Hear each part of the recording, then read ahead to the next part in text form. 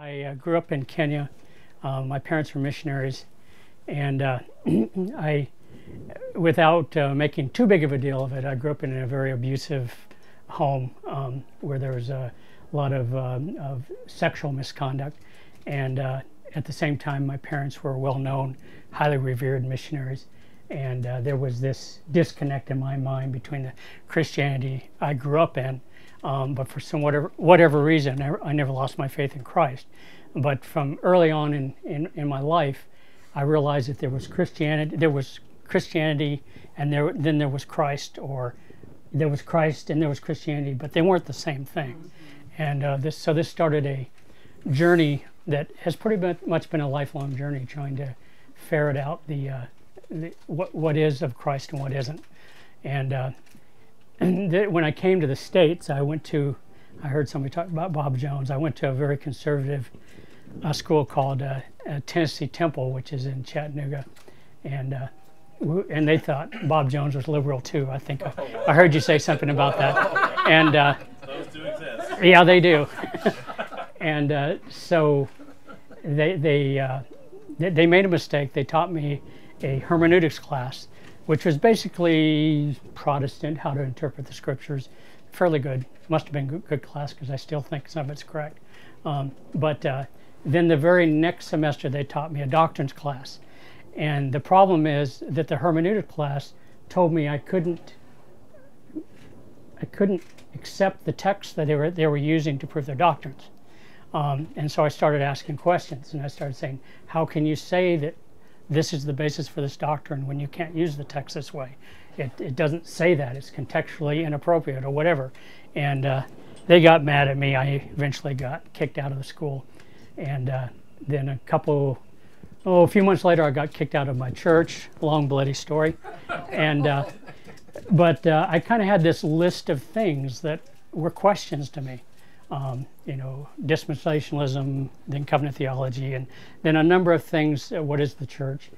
Questions that were raised in that doctrines class that I didn't think were textually correct. At that time, I had maybe a different idea of the scriptures than I do now, but I wanted consistency. I wanted it to make sense, and it wasn't. And so I pretty much spent the rest of my adult life pursuing these one at a time. I went through about a 20-year research on what is ecclesia, and came up with some ideas about that. But there were two subjects I never wanted to actually confront, because I knew if I'd ever confronted them, it would change me and my understanding of my relationship with Christ completely. And one of them is, what in fact is the Bible? It seems like such an obvious question, but it's not that obvious of a question. And I'm a historian.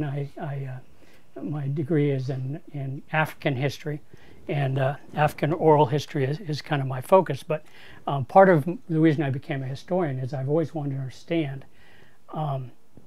how things came into place. So my biggest question was, how did the missionary world ever come into place?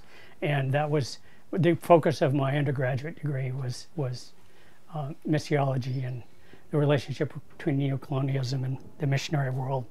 And then with my master's degree, I went to the Kikuyu people. My friend here is a Kikuyu, so I'm pointing at him. But who are the people I grew up with?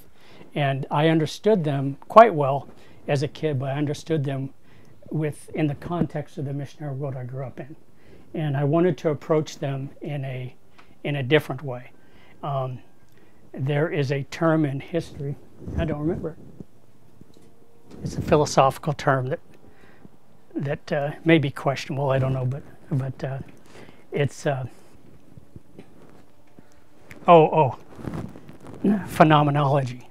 And the idea is that whenever you want to approach a subject, you go to the people, and you listen to them, and you talk to them, and you wait until you understand the subject completely from their point of view, and you can accept their point of view coming from where they're coming from before you pass any judgment on it. So the idea is to thoroughly understand and become a part of that way of thinking before you decide anything about it. Well, I've done this several times in my life, and it's a dangerous thing to do because it will undo you in many ways. And certainly with the Kikuyu people was something that actually did that for me. They completely changed my mind about a lot of things, including my own faith. Anyway, so one of the burning questions was, what is the Bible? And part of my problem is that what we call the Bible, I think everyone here knows this, but today is not what existed in the 1st century, 2nd century, 3rd century, 4th century. Actually didn't even occur until the 16th century. And it wasn't until the printing press that we had this book, this solid piece of book that was called Bible. Before that, it was a set of documents. And in the Greek Orthodox Church, I read this really cool thing by this Greek Orthodox scholar about what they believe about the Bible. Well, their belief is that there's 4 scrolls that called the Gospels, which that is their sacred scriptures. And then there's two witnesses, and one witness is what you call the Hebrew Bible, and the other witness is what you call the epistles, basically. And those are witnesses of the sacred text. And then you have this whole nother layer of documents, which are also sacred, but they don't rise to the level of the 2 witnesses, and they certainly don't rise to the level of the Gospels. And so they kind of see this tiering, and then they go out to another level, which they see as sacred, as inspired, but it's not as inspired as this, not as inspired as this, and not as sacred as the Gospels. Well, as far as I can tell, up until the printing press, that's kind of how all of Christianity looked at the Bible, is that there was the sacred gospel, and everything else bore witness to the gospel. But when the printing press took place, then it turned flat. It all became as if it had equal purpose, equal authority, equal meaning. And I can't find that way of thinking anywhere before the printing press. And so it's form and function. It's what happens when you have things that are separated. You tend to look at them separately. When you have something together, you tend to look at it as being a single unit. So form and function actually has influenced how we define the scriptures. And my question is that appropriate? And then even in the early 1800s, if you were to get a copy of a printed Protestant Bible, in the back of it, they have a whole section of the Apocrypha in the Protestant Bibles. And they would just simply say, this is part of Christian history, but it shouldn't be taken with the same seriousness as the rest of the Bible. Now we don't even have that. Now we don't even, as Protestant world, we don't even know those texts exist. You see what I'm saying? But just less than 200 years ago, that was part of the Protestant Bible as well. So you see how our form and function has influenced how we look at the text and how we look at the Bible. So to me, it's very important to ask the question, what is the Bible? Is what we perceive the Bible to be what the Bible is? And in fact, is there such thing as a Bible? Because it wasn't until the 400s that the word Bible ever came into existence. And in the first few centuries, as I understand it, and I'm sure the others will correct me as they want to, but every kind of regent had a list of books which were allowed to be read publicly in church. And they just made a list. They basically said, the Gospels, these books of Paul, whatever, these were the ones that could be read publicly, and the other ones should be studied more privately. And so every region had their kind of list of the ones to be read publicly, and they were suggestions, they weren't edicts. And so even in the 300s, when the so-called canonizing of the scripture, it was just another group of people who said, these are the books to be read publicly. Yes. They weren't saying this is the final anything. They were just saying these are the books. so it really wasn't until the Reformation, the Counter-Reformation, that what we have was set in stone. So again, my question is, what is our authority here? What is it that has created our definition of the scriptures? And how should we look at these things? And then I think there's another thing to keep in mind, and I'm going to use my illustrations. This is Gishindi. And this is the kind of the diploma awarded to a scholar in the Kikuyu culture. This person here knows all the oral traditions. He knows all the origin stories of Kikuyu people. He knows all the poems, all the songs. And once he has them memorized and he's approved, he's given one of these. And his job is to go around the country, the Kikuyu world, and sing the songs, read the poetry, tell the stories, and make sure everybody is well versed in the dogma of the Kikuyu people. And this is also an instrument. You shake it and goes back and forth. And then in here is the Kikuyu writing system. They had a writing system despite what the Western world thinks. And the first guy, Rutledge, who discovered this writing system, he was an Egyptologist and discovered that this writing is almost identical to the early Egyptian writing. So it shows you how ancient this writing system is. And so the idea that Africans don't know how to write or were illiterate is completely bogus. The biggest three libraries on earth historically have been Alexandria in Africa, has been in Ethiopia in Africa, and Timbuktu in Africa. And the books in Timbuktu was like a New York Stock Exchange of books. There were so many books, and even to this day they consider it the biggest private library on earth. And these are ancient documents, handwritten scribe documents that are still in existence.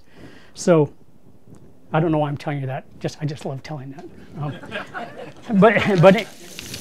But anyway, the point is that in oral cultures, every oral culture has the same thing in common.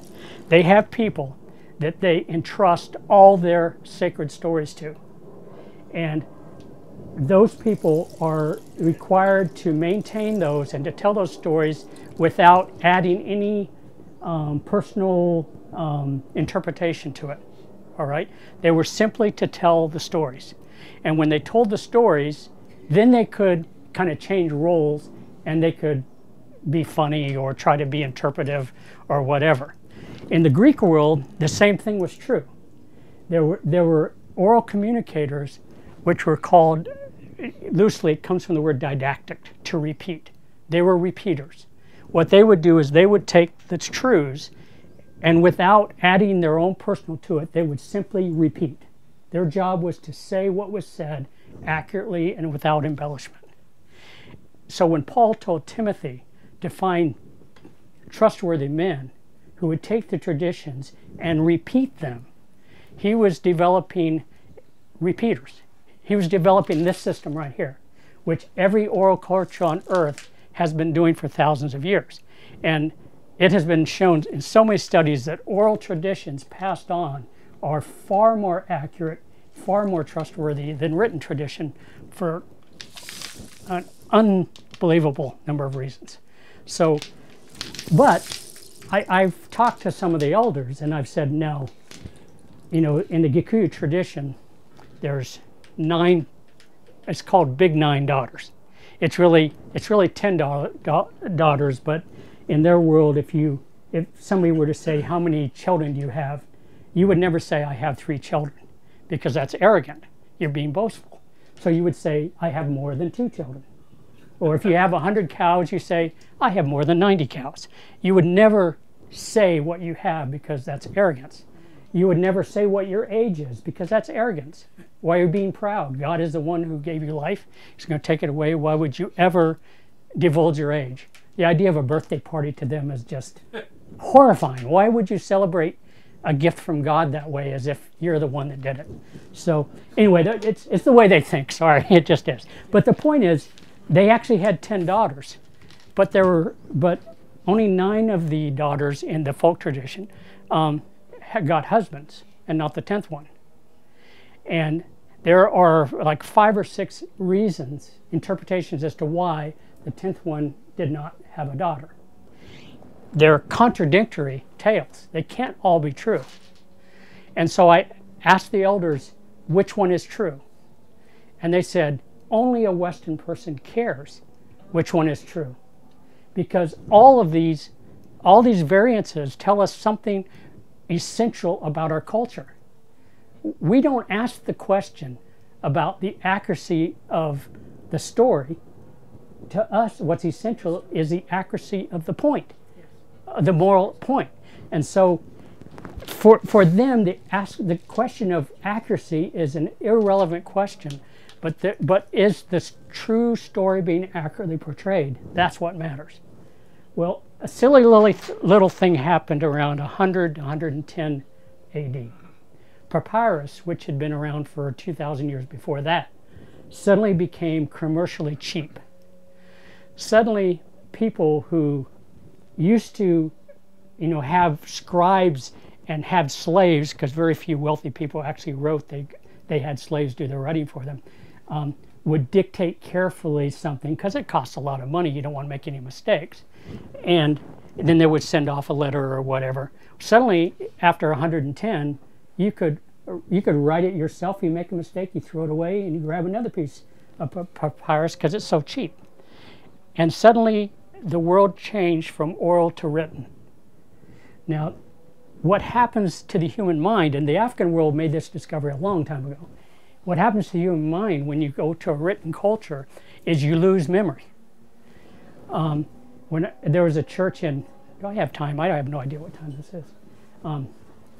There was a church not a church, a group of people who had just become Christians, the Rendille people. And this person I know was preached a sermon on a Sunday in Swahili. And then the next Sunday, he came and he preached again.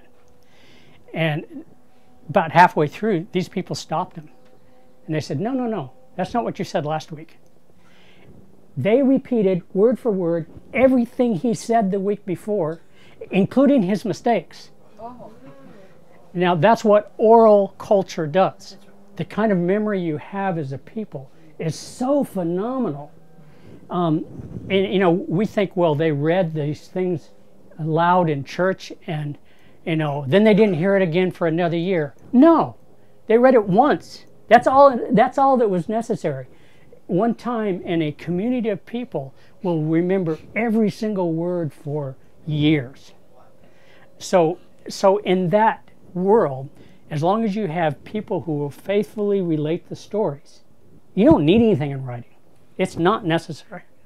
But once you turn to a written culture, suddenly people's memories cease, because we can go back to a piece of paper somewhere, and we've lost this entire level of human ability. Does that make sense?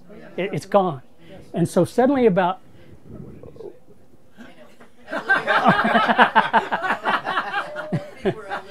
Oh, yeah, exactly. I have an example. Now that I have a GPS, I cannot live without it. But I used to, when I was in the auditing world, I would fly into a city that I'd never been before, look at a map one time, know where I'm going, and go straight there. Not a problem. Not a problem. Now I have no chance. No chance. And so that's what happens quickly. The mind gives up these things. And so the other thing we have to understand is that scholars, and Paul was probably in the range of a scholar, they would tend to write things, and then toward the end of their life, they would get somebody to rewrite everything they had and turn it into kind of a body of work. And when they would make this body of work, they would tend to edit, correct, make little changes here and there. So what was out there in the oral world is not necessarily what is there in the written, the final writings of Paul. So you can easily have a whole set of teachings which have word changes from another set of teachings, and it be from the same person. He just had another chance to make some corrections here and there, like all writers do. And that was very common at that time, and that's how writers lived. So again, this influences how my questions about what the Bible is. I'm not doubting its existence. I'm not doubting its authority. I've spent my life studying the Bible, and I don't regret a second of it. But it still begs the question to me: what is the Bible? How should we look at it? What is its authority?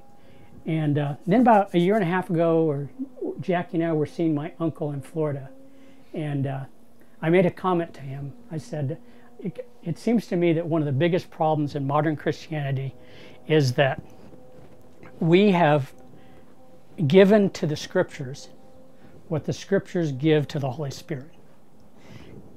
We look to the Scriptures because we think in the Scriptures there's life. But Christ himself says that that's a problem. The Scriptures speak of me. But the one that leads us to truth and sin and everything else is the Holy Spirit. Yes. But we have been taught for at least my entire life that if I have a problem, if I have a question, where do I go? I go to the Scriptures.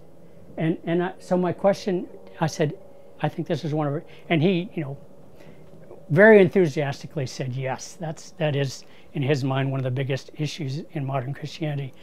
And so that stimulated my idea of having this conference. And so I decided I would try to get people with different perspectives to say whatever they wanted to say, and they don't have to address my particular issues.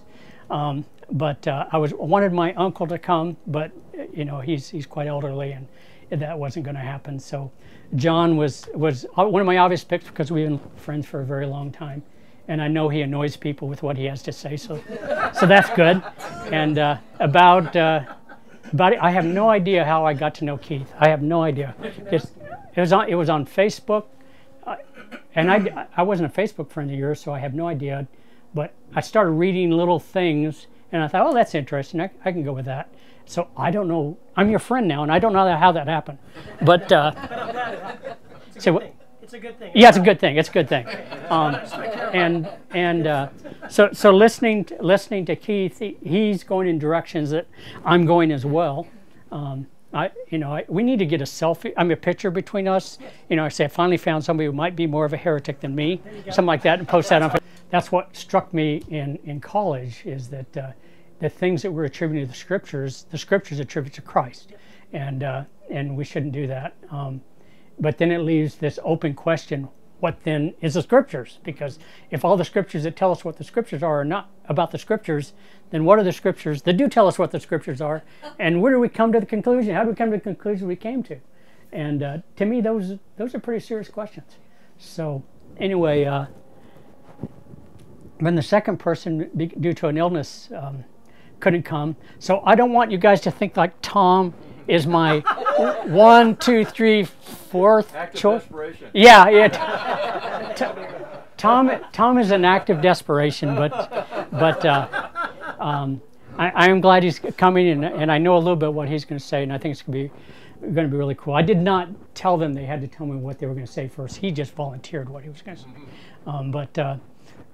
I hope this is enjoyable, and I'm kind of glad 40 people said they were coming, but I'm a small person. I like small churches, and this is about as big as I'm comfortable with, so I'm perfect. If you guys are okay with this, I'm perfectly fine with this.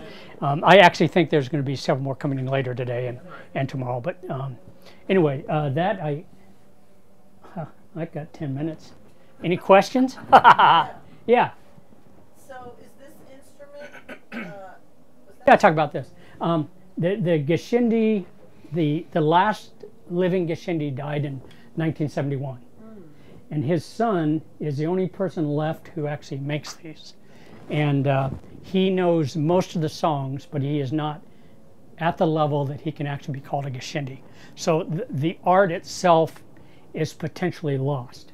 One of the things that I have wanted to do, if I go back and get my PhD, is to see if I can recapture as many of the Gishindi songs and everything as they had, and see if I can help recapture that. But there's reasons why I don't think it's me that should do it. It should be a Kikuyu person.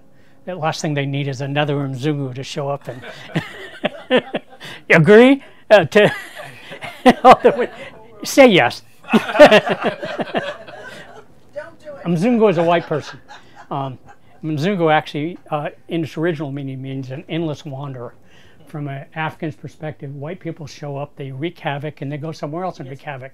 So they're just endless wanderers, and they destroy and they leave nothing good behind. This is called a rungu.